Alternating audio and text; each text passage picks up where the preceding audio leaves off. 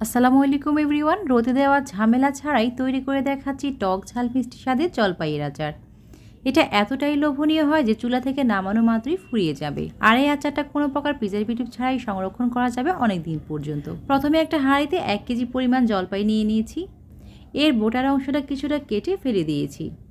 আর খুব ভালোভাবে পানি দিয়ে ধুয়ে এটাকে পরিষ্কার করে নিয়েছি। এবার এর মধ্যে পরিমাণ মতো পানি দিয়ে দিলাম। এটা সিদ্ধ হতে যতটুকু পানির প্রয়োজন আন্দাজ মতো দিয়ে দিবেন। খুবই সামান্য পরিমাণ দিয়ে দিলাম হলুদ গুঁড়া। এতে করে জলপাইয়ের কালারটা অনেক সুন্দর হবে। তো এখন একটা ঢাকনা দিয়ে ঢেকে এটাকে সিদ্ধ করে নেব। এরই মাঝে আচারের একটা মশলা তৈরি করে নিব। একটা প্যানে 1 চামচ করে দিলাম আস্ত জিরা, আস্ত ধনিয়া, সাথে 5 ফোড়ন, 4টা শুকনা মরিচ, নিলাম মৌরি আর একটা তেজপাতা। সব কিছু 1 চামচ করে নিয়েছি। এখন এগুলোকে লো আঁচে ভেজে নিব যতক্ষণ না পর্যন্ত মশলাগুলো ফুটে উঠছে আর এর থেকে খুব সুন্দর একটা সুগন্ধ বের হচ্ছে।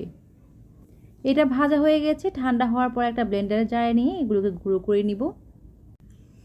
বেশ কিছুক্ষণ ধরে জলপাইটা সিদ্ধ করার পর জলপাইয়ের পানিটা শুকিয়ে গেছে আর এটা সিদ্ধ হয়ে গেছে। এখন গরম থাকা অবস্থায় আমি এটাকে নরম করে নেব।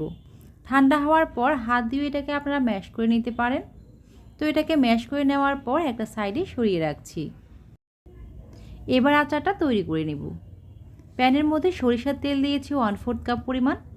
তেলটা যখন ভালোভাবে গরম হয়ে যাবে এই পর্যায়ে ছোট ছোট করে কেটে নেওয়া 4-5টা দিয়েছি শুকনো মরিচ, আর দিলাম 2টা বড় সাইজের রসুনের কোষ, সাথে 1 চামচ দিলাম 5 ফোড়ন। 15-20 সেকেন্ডের মতো তেলের মধ্যে ভেজে নেওয়ার পর 1 টেবিল চামচ দিয়ে দিলাম রসুন বাটা।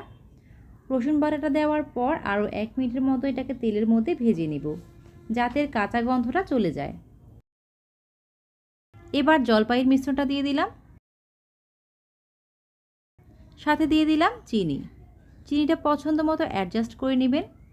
আমি এখানে 1 কেজি জলপাইয়ের জন্য 1/2 কেজি চিনি ব্যবহার করেছি। এরপর স্বাদ মতো দিয়েছি লবণ, 1/2 টেবিল চামচ দিচ্ছি লাল মরিচ গুঁড়া। যে যেমন ঝাল খেতে পছন্দ করেন প্রয়োজন অনুযায়ী অ্যাডজাস্ট করে নেবেন। সাথে 1/2 চামচ দিয়েছি হলুদ গুঁড়া। এবার খুব ভালোভাবে এগুলোকে মিক্স করে নেব। এই পর্যায়ে চিনি থেকে বেশ কিছুটা পানি বের হয়েছে। এবার গুঁড়ো করে রাখা মশলা থেকে অর্ধেকটা দিয়ে দিলাম। তো নাড়তে নাড়তে কিছুক্ষণ পর দেখবেন যে এর কালারটা চেঞ্জ হয়ে গিয়েছে। এই পর্যায়ে 1/4 চা চামচ দিচ্ছি বিট লবণ, আর যে অর্ধেকটা মশলা রেখে দিয়েছি সেটা দিয়ে দিলাম।